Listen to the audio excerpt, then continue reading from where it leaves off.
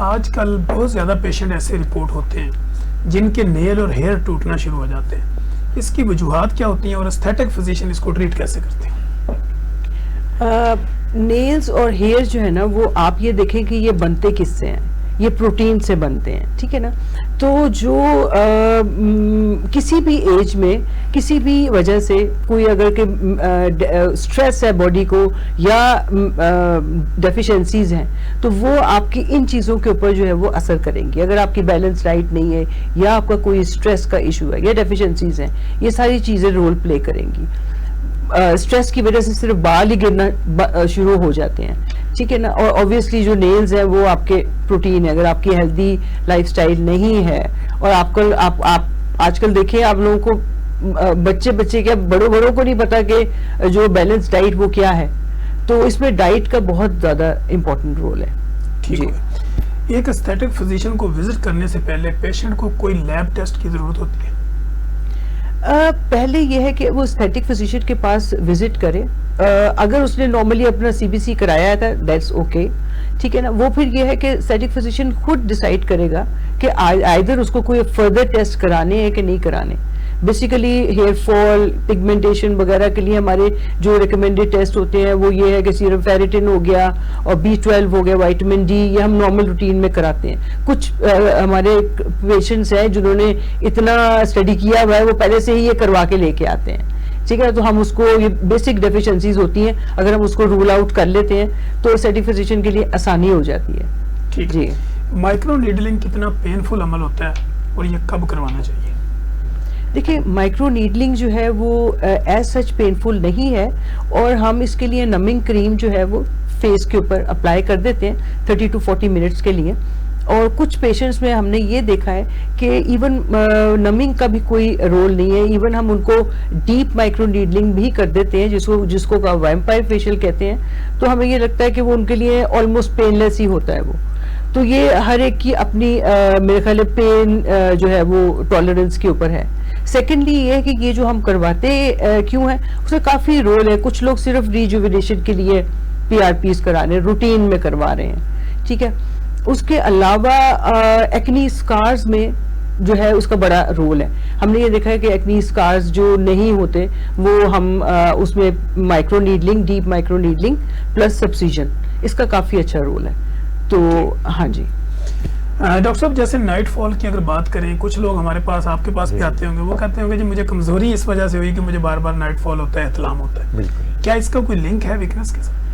देखिए, ये तो अल्लाह ताला की तरफ से एक मैकेनिज्म है। हमारा सेमिनल फ्लूइड बन रहा है टेस्टिस में, जब वो एक ख़ास मिकदार पे पहुंचता है तो वो अल्लाह ताला उसको बाहर निकलना होता है, वरना वो डेड हो जाते हैं, ठीक है।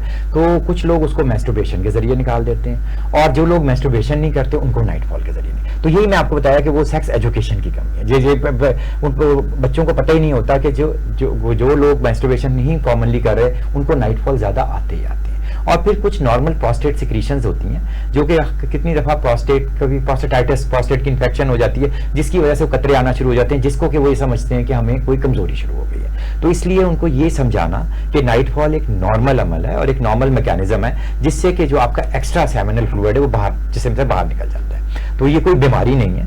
हाँ, हर चीज़ की ज्यादती, अगर कोई मसल वीकनेस है जिसकी वजह से बहुत ज़्यादा कोई स्टेटोरिया हो रहा है, वो एक बीमारी है, लेकिन उसके लिए हम ही हैं जो एग्जामिन करेंगे, उनको बताएंगे कि क्या चीज़।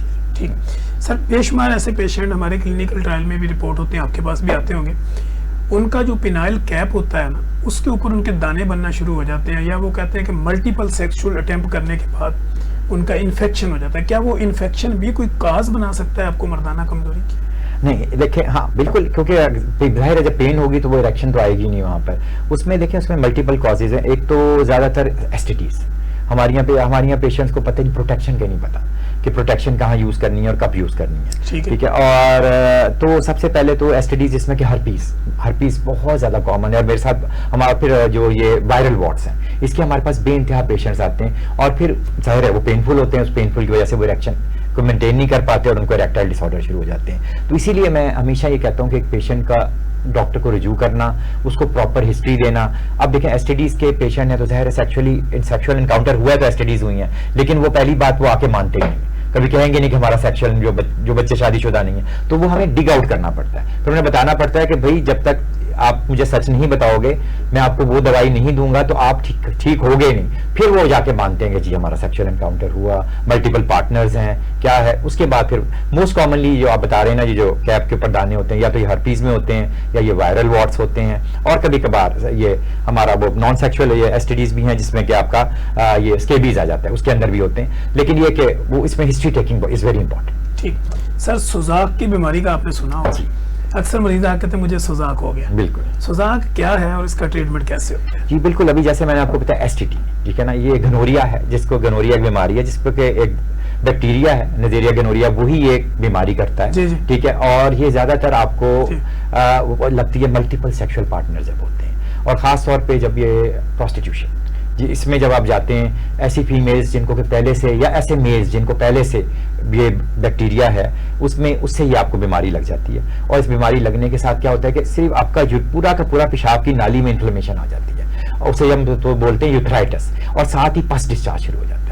और फिर आपकी जो अब जब आप पेशाब करते हैं तो इतनी ज्यादा पेनफुल होती है कि वो आपसे बर्दाश्त नहीं होता, पस भी निकल रही होती है और पेशाब में बहुत ज्यादा बर्निंग भी हो रही है। इसका बड़ा सिंपल इलाज है, बहुत सिंपल इलाज, सेफ्ट्राएक्सोन का इंजेक्शन होता है, बिल्कुल सेफ्ट्राएक्सोन इंजेक्टेबल, लेकिन इसमें इंजेक्टेबल सेफ्ट्राएक्सोन और डॉक्सीसाइक्लिन 2 एंटीबायोटिक्स हैं जो कि 100% इसको ट्रीट कर देती हैं। ये एड्स नहीं है, ये HIV नहीं है जो नॉन ट्रीटेबल नहीं है। 2 हफ्ते के अंदर पेशेंट मुकम्मल क्योर हो जाता है अगर वो प्रॉपर हिस्ट्री दे और अगर वो प्रॉपर टाइम पे डॉक्टर के पास पहुंच जाए। सिर्फ 2 एंटीबायोटिक, सेफ्ट्राएक्सोन और doxycycline. Sir thank you so much, आपकी मोहब्बत का बहुत शुक्रिया। हमारे पास टाइम खत्म हो चुका है, हमारे पास आखिरी 2 मिनट है, 1-1 मिनट आप दोनों का होगा। डॉक्टर सबरीना हदायत का पब्लिक के नाम क्या पैगाम, और पब्लिक आपसे कांटेक्ट कैसे करें? जी, मेरा ये आपको पैगाम है कि जो हेल्दी बॉडी है, this is very important in all your relationships. So अगर आप अपनी बॉडी के ऊपर फोकस करेंगे तो आपकी लाइफ के आधे से ज़्यादा प्रॉब्लम्स जो है ना वो सॉल्व हो जाएंगे। जी, और आप मुझे कांटेक्ट कर सकते हैं, मेरा कांटेक्ट नंबर है 0310 6343 153। Thank you. डॉक्टर अरसलान साहब का पब्लिक के नाम क्या पैगाम, और पब्लिक आपसे कांटेक्ट कैसे करें? जी, मेरा कांटेक्ट तो बड़ा इजी है, मेरा इंस्टाग्राम मेरे नाम पे ही है, डॉक्टर अरसलान क्लिनिक। तो आप डॉक्टर अरसलान क्लिनिक लिखें तो इजीली मेरे इंस्टाग्राम पे पहुंच जाएंगे।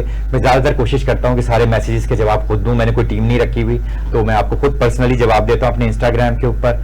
आपके लिए बस मेरा यही एक पैगाम है, हेल्दी लाइफस्टाइल, डाइटरी हैबिट्स को अपना सही करें, एक्सरसाइज प्रॉपरली करें, हेल्दी लाइफस्टाइल करें, रीजनरेटिव मेडिसिन को ज़रूर एक दफ़ा ट्राई करें, क्योंकि ये एक रीजनरेटिव मेडिसिन का अगला दौर आ रहा है। ये एक ऐसी मेडिसिन है जो कि आपके टिश्यू रिपेयर करेगी, आपकी वेसल हेल्थ को बेहतर करेगी, आपका जो है नर्व हेल्थ को बेहतर करेगी।